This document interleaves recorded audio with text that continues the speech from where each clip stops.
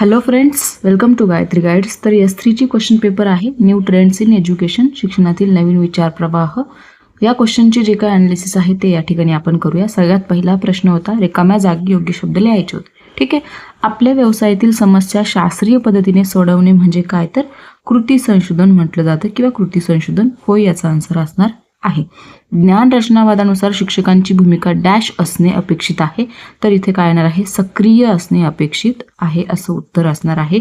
स्नेह भोजन उपक्रम शैक्षणिक वर्ष डॅश पासून राबवला जातो, तर 2015-16 याचा आन्सर जे आहे ते असणार आहे.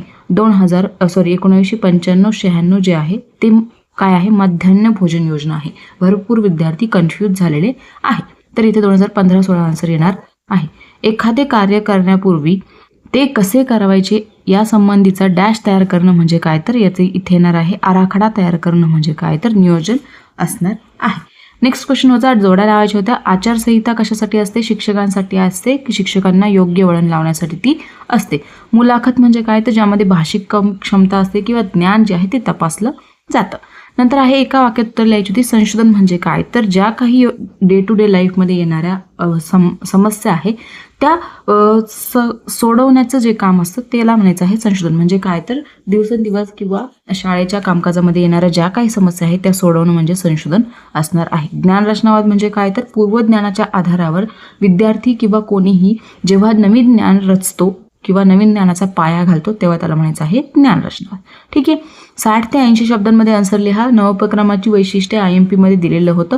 ठीक आहे. त्यानंतर भिन्न बौद्धिक क्षमता असणाऱ्या विद्यार्थ्यांच्या समस्येवर तुम्ही कोणते उपाय राबवाल, त्याला ऑर क्वेश्चन होता. आंतरवासिता काळात वर्गाध्यापन करताना येणाऱ्या कोणत्या कोणत्या समस्या आहे त्या सांगायचं होतं. ठीक आहे. दुसरा प्रश्न आहे सर्व शिक्षा अभियानाची उद्दिष्टे स्पष्ट करा किंवा शाळेबाह्य मुलांचे जे काही प्रकार आहे ते स्पष्ट करा. दोन्ही मी तुम्हाला IMP म्हणून दिलेले होते. नेक्स्ट क्वेश्चन आहे विद्यार्थी सुरक्षिततेला धोका निर्माण करणारे घटक IMP दिलेला होता आणि शैक्षणिक पर्यटन स्थळांची निवड करताना कोणत्या बाबी विचारात घ्याल, हा सुद्धा IMP दिलेला होता. इथे टोटल 6 मार्क्सचं IMP या ठिकाणी आलेलं होतं. नंतर पुढचा प्रश्न बघा, कृती संशोधनाचे फायदे सुद्धा IMP म्हणून मी दिलेला होता. त्याला ऑर आहे प्रायोगिक संशोधन पद्धती. कोणतीही एक पद्धती विचारली जाईल, त्याची मर्यादा, फायदे, तोटे, कॅरेक्टरिस्टिक काहीही विचारलं जाऊ शकतं. हे दोन्ही IMP होते. दुसरा प्रश्न आहे शालेय विद्यार्थ्यांमध्ये जीवन कौशल्य प्रभावीपणे आत्मसात होण्याकरता शिक्षक म्हणून तुम्ही कोणकोणते उपक्रम राबवाल, त्याला ऑर होता ज्ञान रचनावादी वर्ग अध्यापनामध्ये तुम्ही कोणकोणत्या पद्धतींचा वापर कराल, हा सुद्धा IMP होता. CSR अंतर्गत ज्या आहे शाळा ते सुद्धा मी तुम्हाला IMP मध्ये सांगितलेलं होतं. मुख्याध्यापक म्हणून तुमच्या शाळेत विविध आपत्तींचे व्यवस्थापन कसे कराल, हा सुद्धा क्वेश्चन व्यवस्थित आलेला होता. म्हणजे इथेही टोटल 6 मार्क्सचं या ठिकाणी IMP आलेलं होतं.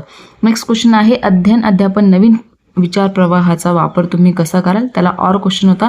शिक्षक म्हणून तुम्ही तुमच्या शाळेत विद्यार्थ्यांच्या सुरक्षिततेसाठी कोणती दक्षता घ्या. ठीक आहे. हे तुमचे जे काही सेल्फ आन्सर क्वेश्चन जे आहेत ते बऱ्यापैकी विचारले जातात. शिक्षकाने काय करू नये आणि काय करावे हे फरक स्पष्ट करायला तुम्हाला आलेलं होतं, ज्याला आचारसंहिता म्हणतात. हे IMP मध्ये मी तुम्हाला दिलं होतं. या नेक्स्ट क्वेश्चन आहे शांतता शिक्षणासाठी तुम्ही तुमच्या शाळेत राबविलेल्या उपक्रमांची माहिती लिहा. याला ऑर क्वेश्चन होता.